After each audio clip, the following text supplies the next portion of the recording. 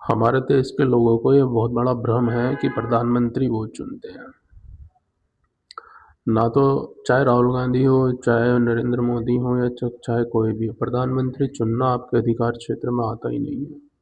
देश में इतनी सारी समस्याएं आज के समय में हो रही हैं, सारी जितनी भी बॉडीज हैं सब पूरी तरह से कोलैप्स हुई पड़ी हैं। करप्शन इतना बढ़ चुका है, बहुत बहुत ज़्यादा बढ़ चुका है।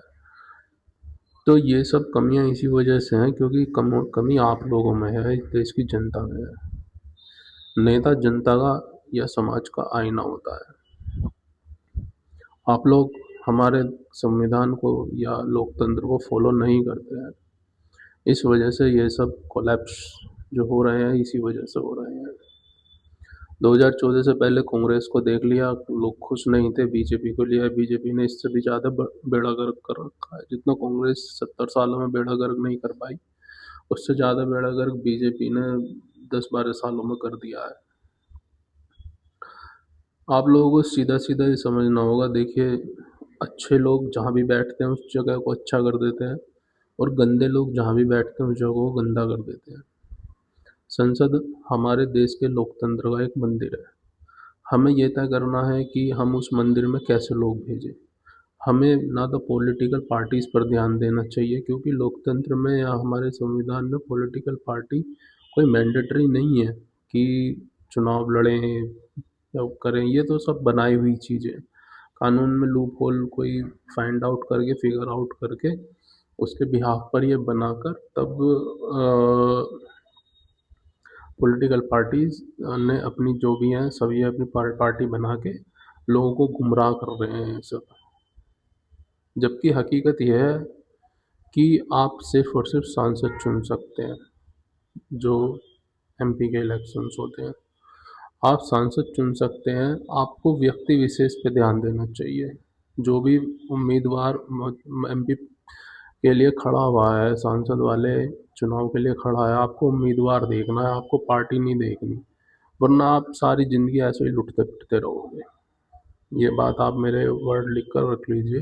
अगर आप पॉलिटिकल पार्टीज़ के चक्कर में रहोगे तो देश का बेड़ा गर्क हुआ पड़ा है। वैसे तो बहुत हद तक कुछ बचा नहीं है अभी, जो थोड़ा बहुत बचा ही है तो वो ख़त्म हो जाएगा सब। देश को बचाना जिम्मेदारी आपकी है। नेता इसके ठेकेदार नहीं है, पुलिस पर्सन इसके ठेकेदार नहीं है, जनता की जिम्मेदारी है। आप लोगों को ये ध्यान रखना होगा इलेक्शंस में कि कोई व्यक्ति विशेष को, किसी अच्छे इंसान को, चाहे वो किसी पार्टी से संबंधित रखता हो या ना रखता हो, आपको ये देखना है, चाहे वो निर्दलीय ही क्यों ना हो, आपको देखना है कि व्यक्ति कैसा है। टीचर है, प्रोफेसर है, कोई डॉक्टर है, साइंटिस्ट है, कोई अच्छा एडवोकेट है। आपको व्यक्ति विशेष को देखना है कि व्यक्ति कैसा है। जब आप उसे चुनोगे तो सरप्राइजिंगली लोग लोकसभा में पहुंचेंगे।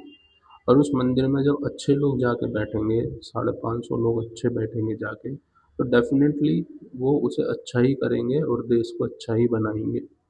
अगर आप गुंडे, बदमाश, गंदे लोग भेजोगे जो जाति के नाम पे, धर्म के नाम पे आप लोगों को भटकाते हैं, और फिर आप वे संसद, तो फिर वो वही काम करेंगे, फिर वो देश के लिए काम नहीं करेंगे, वो यही करेंगे।